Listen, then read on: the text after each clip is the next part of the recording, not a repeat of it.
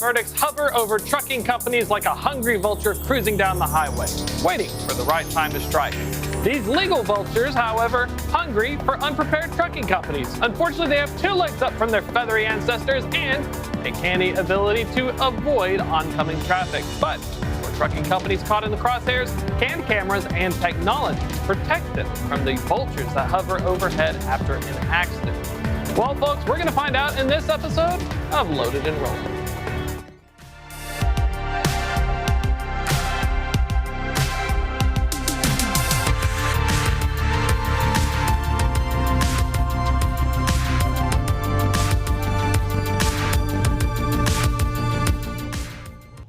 Welcome to Loaded and Rolling, folks. I'm your host, Thomas Wasson. Fleet safety is a big deal. Whether you have 5 or 5,000 trucks, each one can carry up to 80,000 pounds and cause a lot of problems if an accident occurs. In the past, it was often drivers versus motorists, and he said, she said, he said, she said, they said, or they said, he said. You're getting the picture. It could get ugly. Now, this battle could turn nastier than oftentimes divorce cases in the 80s or 90s, but there's no silver lining of two Christmases, unfortunately, folks.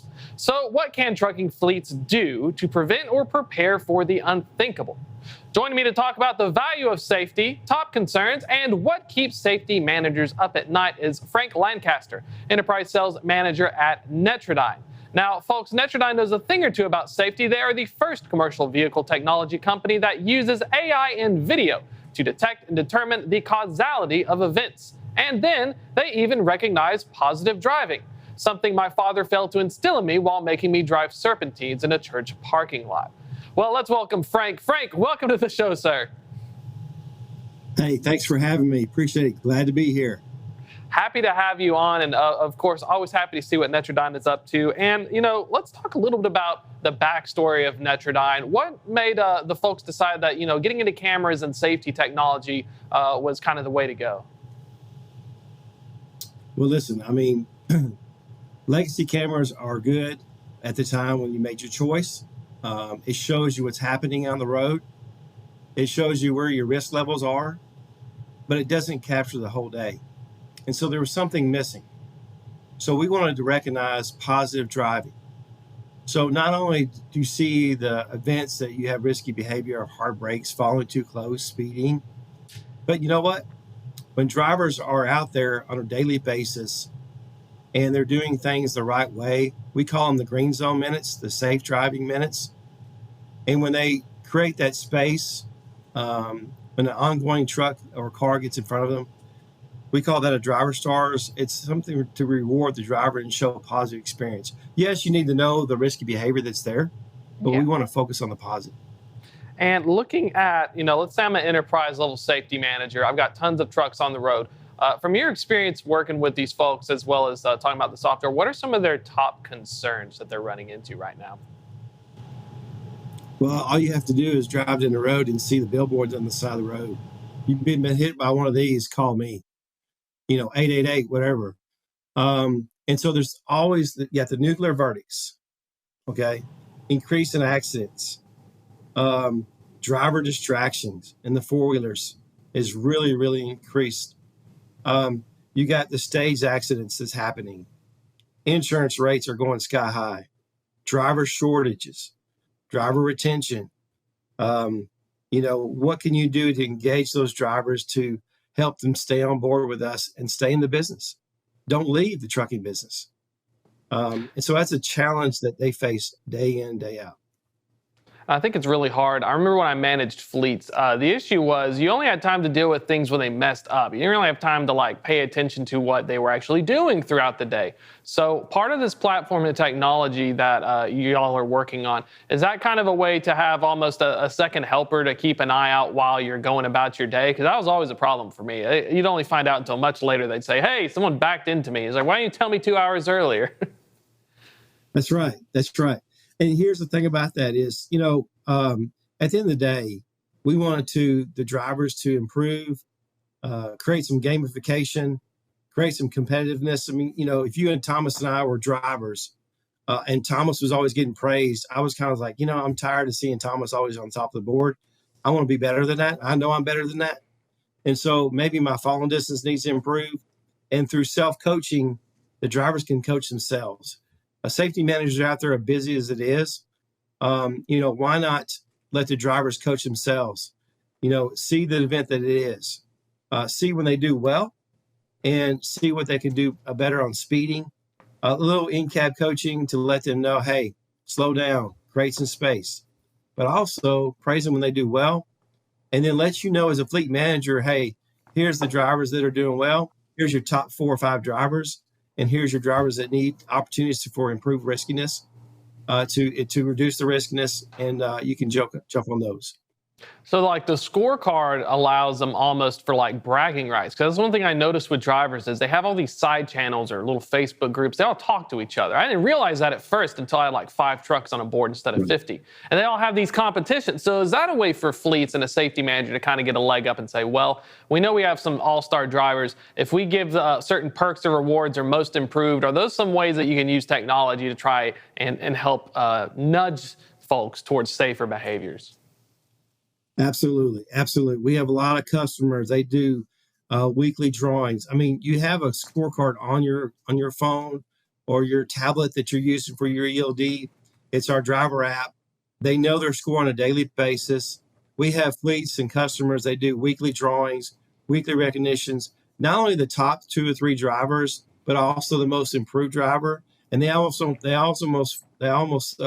focus on a particular category. Maybe the best driver in speeding, reducing speeding, increase their following distance, those kind of things. We break it down in categories. So, yeah, we have customers that actually have drivers that have their own internal groups that not only do the company does a fleet recognition, but they may have 5 or 10 folks that get into this group and say, put in $5 in a tally and say the driver with the best score at the end of the week gets the pot. And that's really cool too. When you're looking at the scorecard, how this works, is it traditional like a report card, like you get an A+ or a B-, or what does the scorecard look like for folks who are outside the industry? Absolutely. So basically what it tells them, we start with 1,000 points every day, a driver does. And then when they do risky behavior, obviously the points go down. But when they do something right, and as I talk about the driver stars, when they create that space, when they do so many stop signs in a row, streaks, they get awarded points back to their score. So we have customers that their drivers are averaging 1,025, 1,030, 1,040 a day. When your goal is to be around the 850 mark, that's what we've seen in studies, that anybody above 850 is doing well and less risky to have an accident. And so when they see that scorecard on a daily basis, they know where their score is. But also, Thomas, we tell them, hey, here's where your opportunities are. You're having too many. Your following distance is too low. If you increase that, here's your potential score. So we not only show you a scorecard in the grading scale, like in high school, you're a C+ or a B, but if you do these things, increase these things, you're going to be an A. And I like that thought process, because when I was a driver manager, it normally came to somebody from safety comes and yells at me and they say, your driver sped too much. Go talk to him and tell him to stop speeding. So I call the driver and say, hey, stop speeding. And that's like the extent of it. So, having this software, having this kind of scorecard, so if I'm driving down the road, I can immediately get the feedback, I guess, when I do it right, or does it give me like a buzzer if I ran a stop sign?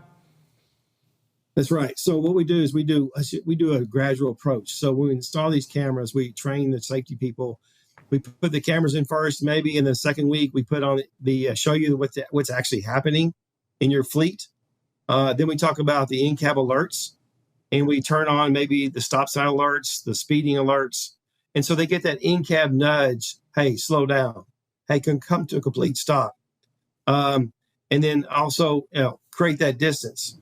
And then those soft nudges, and then on a weekly basis, we can do what you call virtual coaching, where that driver automatically, with that safety manager doing anything, gets a coaching session on that app that says, hey, here's your score for the week. Here's where you rank in the company. And here's the top 2 or 3 items, the videos of your videos showing you where you had the risky behavior that you can improve, that you need to put that phone down, distracted driving. You need to create that space. And with that alone, we've seen drivers self-coach themselves to increase that score. So the technology, the driver facing cameras, you have the front one and you have the rear one, excuse me. It actually has the ability to tell if I'm like messing around on my phone or kind of looking for my chips in the bottom of the floorboard. Is that kind of the complexity that we're able to do now with the tech? That's right. That's right. We have a couple ways of doing it. We have some customers that want that inward camera turned off. That's your option. But if you have that inward camera turned on, it really helps the driver make sure they're focused on the road ahead of them and not looking down on a constant basis. That AI technology, machine learning, is see that box right there in that video right there. You see where that driver's got his phone in his hand. He's looking down. He's looking at the phone. He's taking his eyes off the road. So it's looking at the ability of what's going on, and it nudges that driver, hey, distracted driving. It's just a reminder, and that driver, you'll see in a few seconds, we've seen studies where within 3 to 5 seconds, that driver reacts and puts their phone down. Holy cow. And that could be something where you want that behavior because if an accident occurs, legal firms and these 888 on the side of buses and stuff, they're going to try to go through every single bit of information they can. And so having that information is almost necessary because sometimes it really may be the four-wheeler, the motorist in front of you's fault and not your own. That's right. That's right. And, the old adage of, hey, how often do you coach those drivers? Going back to what you said about the lawyers, how often do you coach your drivers and talk to your drivers? Once a quarter at a safety meeting, once a month, is that good enough? Once a week? No, it's really daily basis. And with our in-cab coaching, with our self-coaching for the drivers, with our weekly automatic virtual coaching, you're coaching your drivers on a regular basis. And that's something for like the FMCSA as well. Say your safety rating goes down. Now you're put conditional and you're having some issues. Having that ability to show the regulatory people that you are doing it and show your safety scores improving. Is that something some folks have also used to say, hey, here's the actual hard data instead of saying, I finally just didn't get bothered at roadside inspections? That's right. That's right. We have customers that use what we call compliance trends. They also say, hey, here's where I started with my green zone score. Remember, I talked about the 1,000 points a day. So if your company fleet goal is 850, let's say, and you started out in the 750 and you went from 750 to 950, now you can show the FMCSA all the different things and categories you've improved on. You've lowered your speeding alerts. You've lowered your distracting alerts, 70%. You're increasing your following distance by 50%. Those kind of things. You have true stats there. You can see you're not running stop signs anymore. You're not running red lights anymore. You're not rolling through stop signs. You come into complete stops. Those are true facts that you can't fight in the street because its facts are there. And let's look at behaviors, shift gears a little bit. You're collecting large amounts of data. From your experience and what you're getting, what are some of the biggest, red flags or bad behaviors that you commonly see with drivers that need improvement? Well, it's two different folds there. So if you got a customer or a prospect that's never had cameras before, that's a different animal. But if you have customers that have maybe a Lexi type camera with just event driven only, you'll see the common factors of hard braking, following too close, distracted driving, running stop signs. Because see, here's the deal, is we're not capturing just when you do run a stop sign or if you roll through the stop signs. We're actually, remember I talked about the compliance trends on the behavior. How many stop signs in that week did you visit? I visited 75 stop signs, and other stop signs, I stopped completely at 73 of them. Well, that's a 98 point something percentage of compliance. Versus Thomas, you may only hit 10 stop signs, and you only stopped at 7 of them. So who do you need to talk to further? You need to talk to Thomas because his percentage is a lot higher. That makes a lot of sense as well. I remember getting the hard braking alerts because it's really cool what they're doing nowadays. You plug it into the bus, you're able to pull full telematics of the vehicle. And I don't think the drivers, a lot of them, if they're coming to a company that didn't have cameras and this safety suite, and now they're coming to one, it almost feels like a shock for these folks because they're not used to actually having that much granular coaching. And they're I guess they're just used to getting away with stuff. That's right. And the thing about it is I have some customers now that, they've never had cameras before. And what they're seeing is the seat belts. They're not wearing seat belts. The cell phone usage, distracted driving, and they captured that and coached that within 2 weeks. That went down drastically. And so here's the deal about that. When you have drivers and you're recruiting drivers, you got to be transparent. It's not just here to protect the fleet, it's protect you as a driver. It's also here to help you make a better driver. We have customers all the time. They'll interview their drivers, and the drivers will tell them, I didn't realize that I was doing distracted driving. I didn't realize I was falling too close. And when you're transparent and educate, they understand why are you using cameras and what the benefit of it is. And looking at a little bit in terms of cameras, I mean, is there something that goes into picking a specific one? Do I need to have something that's like 1080p or 4K? Or what are some of the challenges of even having that kind of equipment on the road and making sure it functions? That's right. So we, listen, we give the fleet all the visibility of the world of what's going on with their cameras, and our solution that we have with our customers. They know if they have 100 trucks, 100 cameras, they may also have the one camera that has forward facing, driver facing, or the side mirrors. And also we have optional exterior cameras. So customers that put cameras on their side mirrors looking down their trailers, so they know what cameras are working, what cameras are not on a daily basis. And they can always see that what's happening with their fleet. And there's a topic on legacy versus the next gen ones. I'm kind of interested in this as well. I'm assuming the legacy ones don't have the ability to recognize stuff, or how far have these cameras come, over the years? Well, first you talked about the hard braking from the ECM, all right? So that's called event. That's an event based. So when I say legacy cameras, I'm talking about cameras that are good cameras at the time when you made that decision, and they're still somewhat good today. But what they do is they're only recording that video when there's an event. So in other words, you have a hard brake, you swerve, you run a stoplight or something like that. It's an event-based situation. It's only going to record. It doesn't record the whole day. So at Netradyne, our solution records from key on to key off. So we're analyzing and managing that whole driving day. So you get a whole picture of, okay, when you look at that whole thing solution, and you see that whole pie on a legacy camera, you may only see less than 0.5% or 1% of the whole day.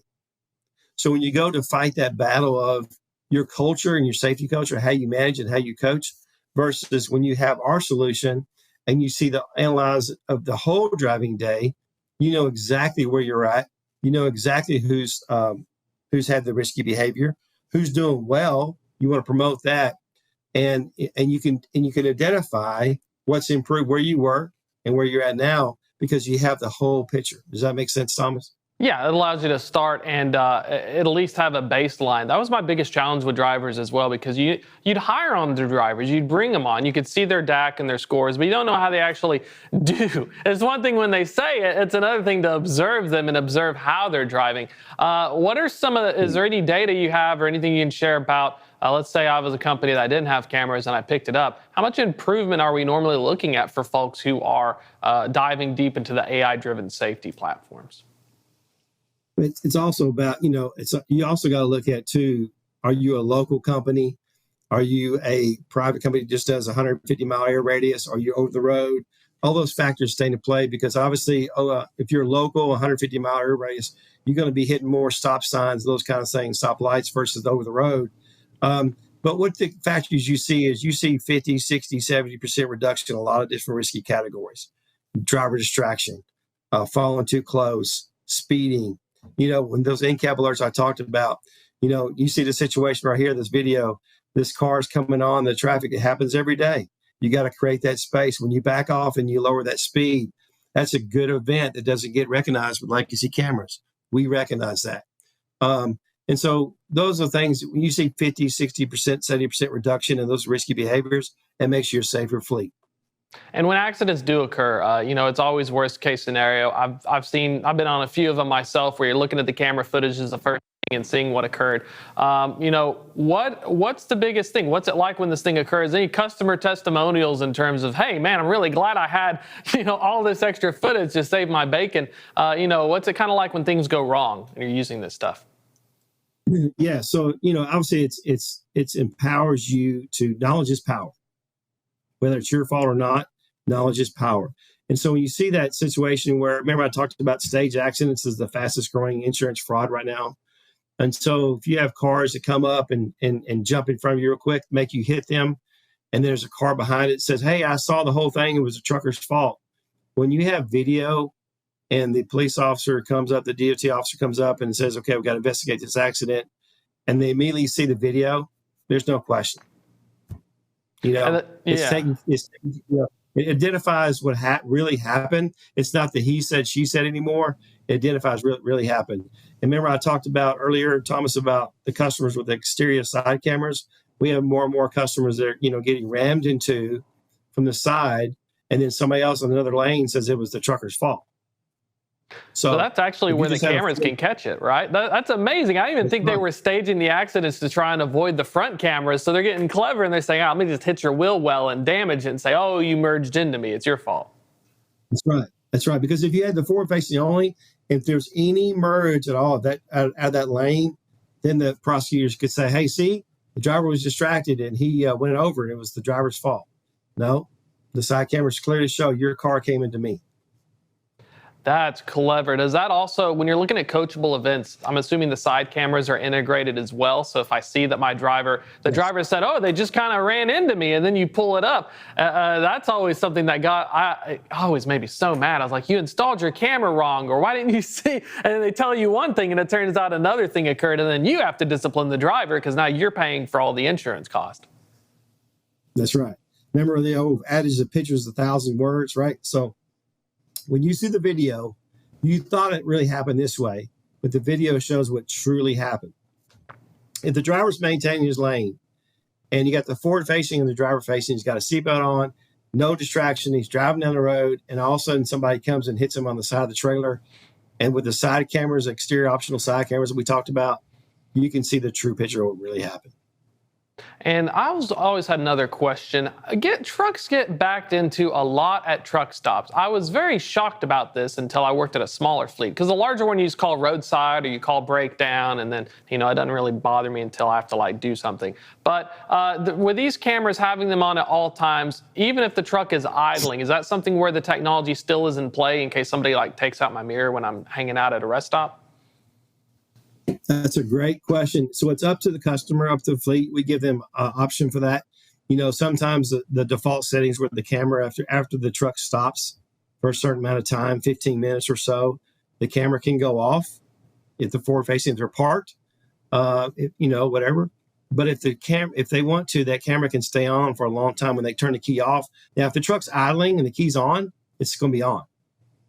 So that's what I was wondering about, because that happens so many times. And then it's funny because then if you didn't have the camera footage, then the other driver would say, oh, you totally did it. Or your own driver wouldn't notice because you have a 53-foot dry van trailer. And then they're like, oh, I didn't hit this person. And then you see the backup footage and you're like, oh my God. Is there something where in the future, is there an opportunity? We have the side ones. Is there ones on the back, or is there a lot of challenges, I'm assuming, getting the wiring and everything else to connect up?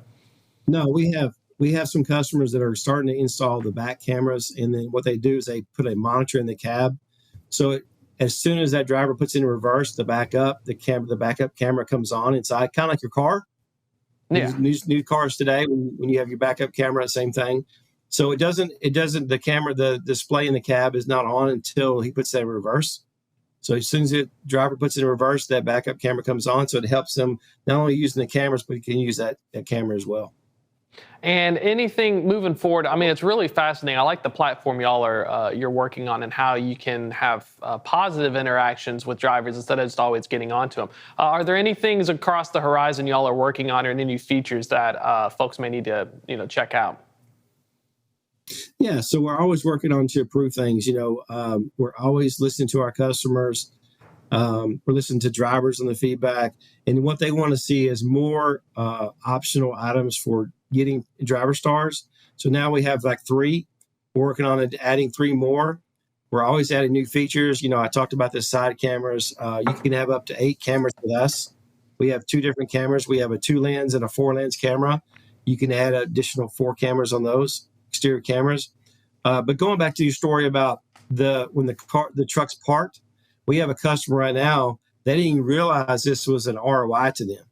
They actually caught several times when the truck was parked with the ignition on.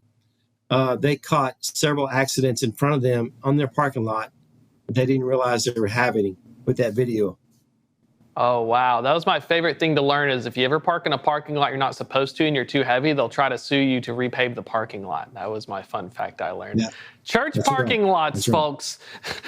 They call it Yes. divine intervention for a reason. And I had a call from a church. One of my drivers parked in their parking lot. They needed it repaved.